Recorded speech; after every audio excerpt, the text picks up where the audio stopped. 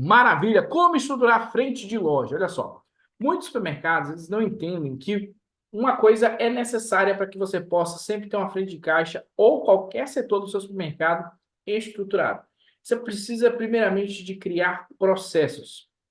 O que é um processo? Um processo é uma definição onde existe uma repetição, em que essa repetição ela existe um padrão. Por exemplo, você compra um produto que é biscoito Marilã, creme cracker.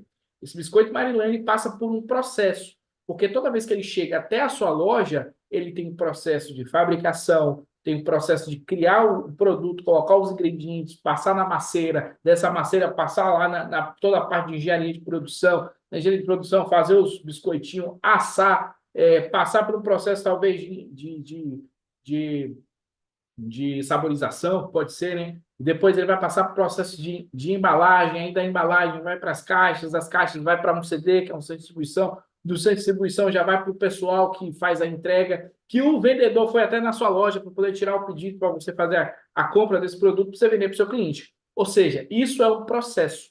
Só que um processo ele só existe quando ele existe uma estrutura. E muitas vezes acontece que no supermercado não tem estrutura.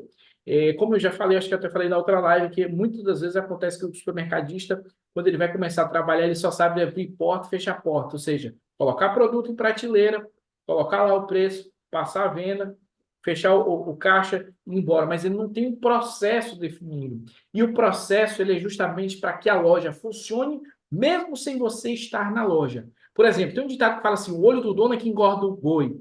Esse ditado é o ditado mais furado que pode existir na face da terra.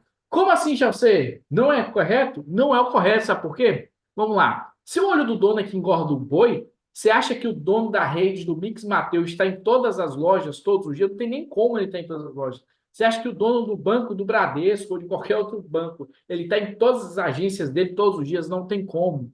Mas, para que tudo fique funcionando corretamente, mesmo que ele não esteja na loja, ele tem um processo. E talvez você fale bem assim: Ricardo, mas minha loja é pequena, eu só tenho um caixa, dois caixas, minha operação é enxuta, e mesmo assim eu tenho que estar fazendo tudo. Necessariamente, mesmo você sendo pequeno, você tem que ter um processo. Porque por mais que seja você e uma outra pessoa, essa outra pessoa ela tem que saber o que tem que ser feito em cada momento do dia em que está se trabalhando. Agora, quando você aumenta a sua mão de obra, necessariamente você precisa ter um processo. Sabe por quê? Porque senão todo mundo faz o que quer.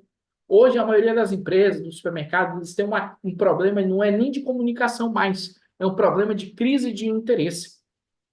Você sabia disso? Coloca para mim aqui um joinha aqui para mim.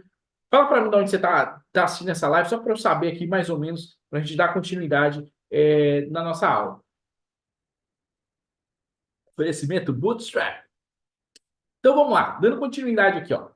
O que acontece é o seguinte: para a gente criar um processo, a gente tem que entender algumas regras claras, como eu falei. O que é um processo? Todo processo ele precisa de pessoas. Então, primeira coisa, processos, depois pessoas. Depois de pessoas, treinamento. Por quê? Não adianta eu ter pessoas, mas eu não sei o que essas pessoas fazem. E hoje você está muito sobrecarregado no seu supermercado porque você não para um minuto para investir em treinamento. Invista em treinamento para que a sua equipe saiba o que fazer, mesmo que você não esteja na loja. O ponto é, se você sair hoje da sua loja, você consegue ficar uma semana fora dela? Você não consegue. Por que você não consegue? Primeira coisa, você não tem processo definido. Terceiro, segundo, você tem pessoas, mas o terceiro você não tem, que é treinamento. Você não treina. Aí você deve estar falando assim: mas Ricardo, eu dou treinamento sim. Beleza, então se você dá treinamento, você dá feedback. Como é que é o pós-treinamento disso tudo? Porque muitas das vezes você dá até treinamento, mas como é que é esse treinamento depois do treinamento? Porque o que acontece? Geralmente, quando a gente dá o treinamento, a gente espera que a pessoa ela vá fazer tudo aquilo do jeito que a gente quer. E nem sempre acontece do jeito que a gente quer. E aí entra um negócio chamado que eu sempre falo, que é o quê? Regra TTT. Treina, treina. Não tá bom? Troca. Dá um Nike, ó, troca a pessoa. Então você precisa primeiro o quê? Ter pessoas, depois você ter treinamento, depois você dar feedback. É igual uma criança. Se você é pai, você sabe disso melhor do que eu. Eu não tenho um filho, mas eu tenho um sobrinho que eu vejo minha irmã agora que ele está engatinhando, começando a andar, como é que está sendo o processo. A pessoa pega pela mão, começa a dar os primeiros passos. Vai lá, vai, mamãe tá olhando, papai também. Daqui a pouco começa a fazer o quê? solta a mão e a criança vai andando sozinha. O treinamento ele é basicamente isso, é eu pegar pela mão e vou te ensinar e vou te levar como é que você anda. Depois eu falo, ó, tô te acompanhando aqui, ó, tô dando feedback, ó. Caiu, levanta de novo, vamos fazer de novo aqui, até a pessoa andar sozinho. O problema é que às vezes você passa uma vez só a sua ação para o seu colaborador e cai fora, porque, lógico, você tem outras coisas para resolver, mas ele, com vergonha, às vezes, até de te pedir de novo uma orientação, acaba fazendo o processo ficar todo cagado e você fala, meu Deus do céu, mas que cara difícil de entender, para não falar burro, que pessoa difícil de entender, de compreender o que eu estou passando. Mas não é isso. É porque você está dando treinamento, mas você não tá acompanhando, não está dando feedback. E aí tem outro ponto, você não está olhando os números. Por quê?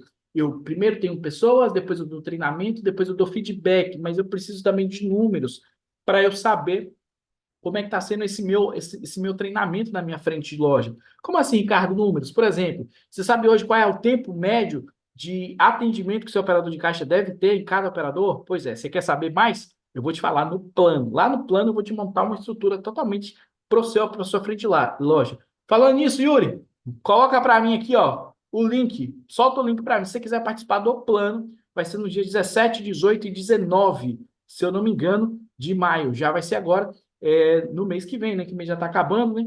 Vai ser 17, 18, 19, se eu não me engano, de maio agora. Vai ter o plano Leandro Rosado junto com o nosso time de especialistas. A gente vai estar lá te passando um plano para você estruturar aí e ter um 2024 muito melhor do que você está tendo até agora, talvez, tá?